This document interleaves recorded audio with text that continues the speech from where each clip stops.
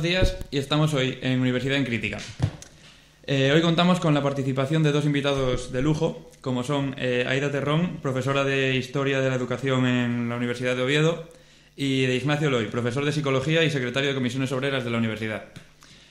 Aprovechando estos invitados de lujo, vamos a aprovechar para hablar de un tema pues, que está a la orden del día, como es la LOMCE en la Ley de Educación. Y le voy a aprovechar para lanzarles una pregunta.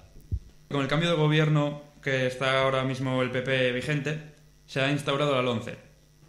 ¿Se justifica el gran cambio curricular que esto ha tenido en la educación? ¿Es una ley auténtica o, bueno, qué pensáis vosotros como profesionales? Bueno, a ver, la LOMCE y otras leyes que está haciendo el gobierno del PP en relación con la educación,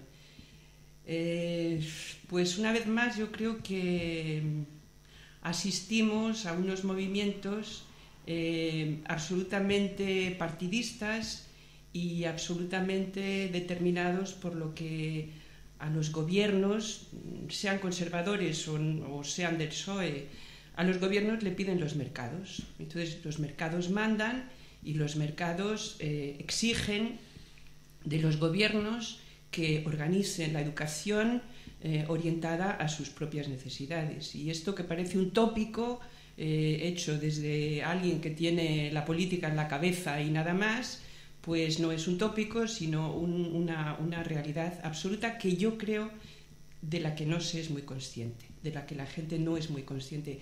Y como habéis sido alumnos míos en Historia de Educación, y lo sois, pues sabéis que las leyes tienen un sentido en sus contextos, tienen un sentido en sus contextos, y esta ley también tiene un sentido en un contexto, tiene ese sentido para el gobierno y para los intereses a los que sirve el gobierno. Entonces yo creo que esa ley ahora mismo no ha hecho un diagnóstico de verdad de cuáles son los problemas de la enseñanza en España.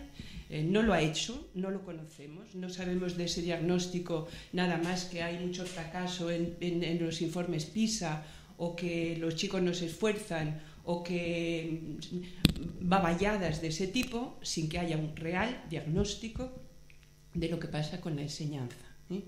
¿Y por dónde corta? ¿Y qué quiere la ley? ¿Y por dónde corta? La ley corta por donde interesa más, como digo, al mercado, que es: seleccióneme usted desde abajo.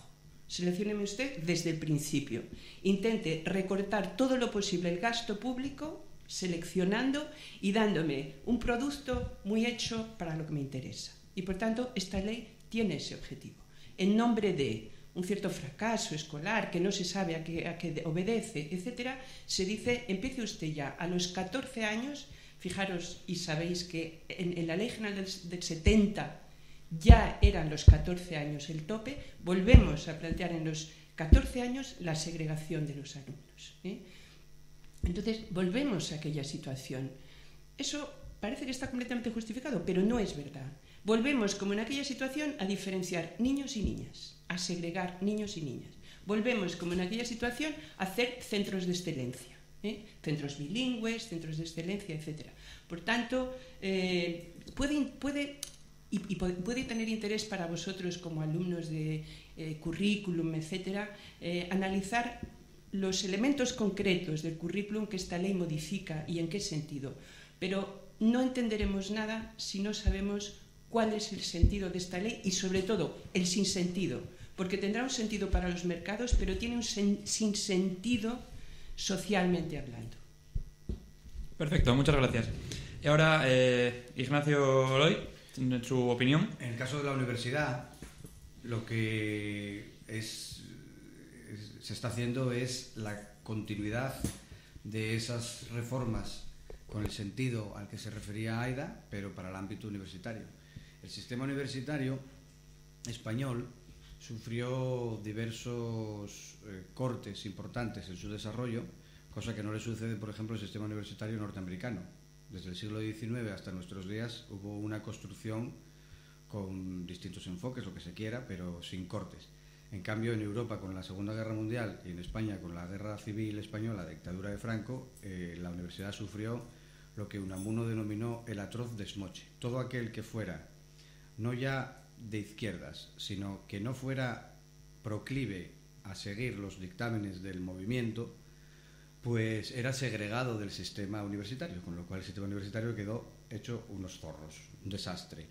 Entonces, en los años 70, la Universidad Española y la Universidad Europea no tenían nada que ver. La Universidad Española era un desastre que estaba empezando a fervir por la llegada de muchísimos estudiantes, que requirió la contratación de muchos profesores, PNNs y tal, y eso empezó ahí a cambiar drásticamente la universidad. Y desde los años 80 hasta la primera década, vamos, hasta el año 2000, 2008, pues lo que se hizo fue poner la Universidad Española a la altura de la Universidad Europea. Ahora mismo, con cambios estructurales o con situaciones estructurales muy diferentes, por ejemplo, ninguna universidad europea, ningún profesor de la Universidad Europea da las horas de clase que se dan en España. Se dan menos de la mitad de lo que da un profesor en España. Porque la universidad tiene que tener tiempo para investigar, etcétera, y eso en España nunca se hizo así. A pesar de eso, teníamos una universidad que era pues una universidad parecida a una universidad europea en general, es decir, con especialistas que están al tanto, actualizados de las investigaciones que se hacen en química, en física, en filología, donde sea. Y de manera que los estudiantes podían incorporarse a investigaciones pues punteras hoy en día en cualquier sitio, hablando con sus profesores, etcétera. Entonces, cuando llegó el PP, una de las cosas que está haciendo esta gente es cargarse todo lo público. O sea, hemos puesto de dirigentes para gestionar lo público a personas que desprecian lo público, que quieren robarlo y que dejárselo en sus propias manos, como ya hicieron en algunos casos, ¿no? Entonces privatizan servicios y al mismo tiempo ellos mismos o sus amiguitos crean empresas para gestionar esos servicios que ellos mismos acaban de privatizar. Bueno, pues lo que quieren hacer en la universidad es lo mismo. Pero claro, esto no lo pueden decir así. No pueden decir, vamos a privatizar la universidad porque queremos quedarnos con ese negocio, porque en ese negocio no metemos el cazo todavía y tenemos que meter el cazo porque nos estáis pillando como metemos la mano en todos los lados y este lo tenemos sin atacar. Entonces lo vamos a atacar. Si lo dicen así, pues la gente se echaría sobre ellos, ¿no? Entonces lo dicen de otra manera, con otras triquiñuelas, con otras mentiras. Este ministro, que miente más que habla, y además yo creo que es un impertinente, pues se dedica a decir cosas que son absolutamente falsas. Por ejemplo, que los universitarios no se integran en el mercado laboral y que eso justifica una modificación en la estructura de los estudios. Pero bueno, no se integran en el mercado laboral porque hay más de un 50% de paro entre menores de 30 años y los universitarios son todos menores de 30 años. O sea, es una situación estructural, no tiene nada que ver con la formación que reciben. O es que en los años 90 los químicos o los físicos que se formaban en las universidades españolas no tenían ni idea y no se ¿qué pasa? Que de repente los profesores dejaron de saber las materias y entonces pues la gente salía sin formación. ¿Qué clase de chorrada es esa? El argumento de Bolonia siempre se hizo de una manera, yo diría que es una de las frases más misteriosas que existen en la historia de la humanidad. Porque tú decías Bolonia y Bolonia lo justificaba todo. Yo estuve en reuniones en las que se dijo que el calendario académico universitario tenía que adelantarse porque lo decía Bolonia. Pero ¿dónde está escrito en Bolonia que las universidades tengan que empezar el mismo día las clases? ¿Por qué Bolonia hace...? De hecho, hoy en día hay facultades, universidades en España que empiezan como siempre se empezó en octubre y siguen teniendo los exámenes en junio y en septiembre. Y la de Oviedo no. ¿Por qué? Pues que alguien lo explique. Porque Bolonia servía para todo. Era como unas palabras mágicas, un encantamiento. La adaptación a Bolonia se podía haber hecho del siguiente modo. Un decreto que dijera, artículo 1, primero, segundo y tercero de todas las carreras será considerado grado. Artículo 2, el cuarto y quinto de todas las carreras será considerado máster. ¡Hala! Seguir. ¿Cómo estabais hasta ahora? ¿Ya está? Eso hubiera sido una adaptación a Bolonia sin montar todo este pifostio, ¿se puede decir pifostio por la radio? Todo esto que se está montando.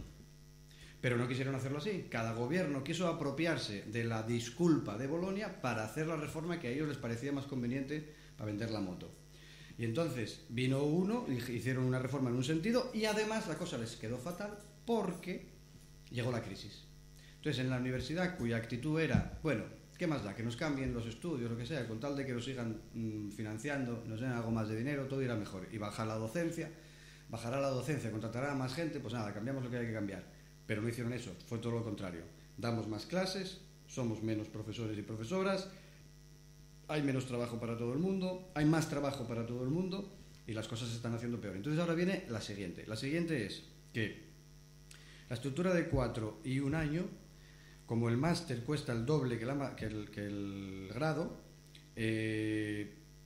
si se analiza el porcentaje de personas que salen de un sistema, el público y el privado, se ve lo siguiente. El 85% de los graduados salen del sistema público y solo el 15% del sistema privado. Pero en los másters ya sale el 30% del sistema privado, el doble. Si tú además haces que esos estudios duren un año más, es el doble de pasta para la iniciativa privada, que puede entonces meter el cazo más duramente. Y además te ahorras profesorado, porque como la universidad solo contrata en función de la docencia, aunque luego nos exijan investigar, solo se contrata por la docencia.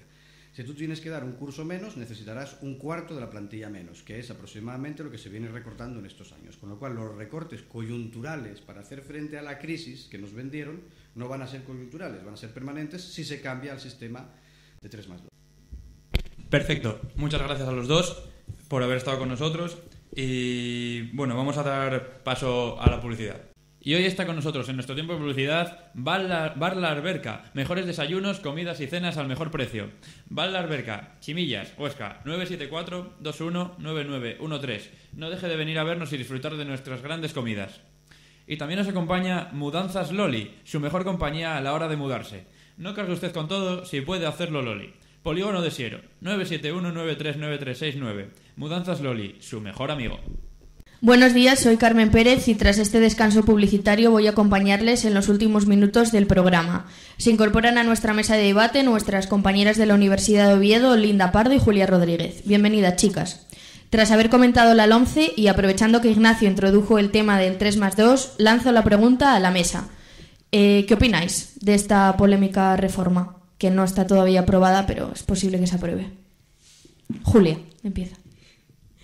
Bueno, el 3+2 es una reforma que se propuso, que no está, ahora mismo está a la espera hasta el 2016, pero consiste en reducir las carreras que ahora mismo duran 4 años a 3 y aumentar el máster, que ahora mismo dura 1 año, y ampliarlo a 2.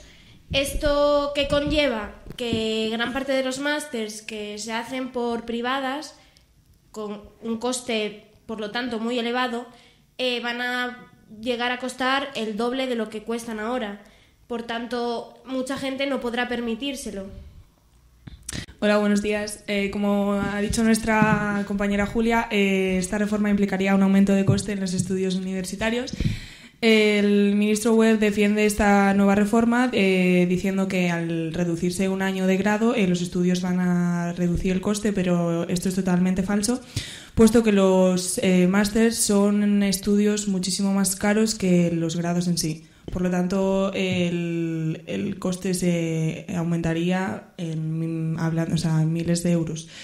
Y muchas de las personas que actualmente están cursando estos estudios no podrían acceder a la universidad. Y se volvería más bien a la educación que teníamos antes, prioritaria para un grupo minoritario de personas con el poder económico necesario. Gracias. Bueno, y hasta aquí nuestro programa de hoy. Muchas gracias a nuestras invitadas Julia y Olinda. Ha sido un placer haber contado con vosotras y mañana volvemos aquí a la misma hora y con muchos otros temas de la actualidad educativa. Muy buenas tardes a todos y que sean felices.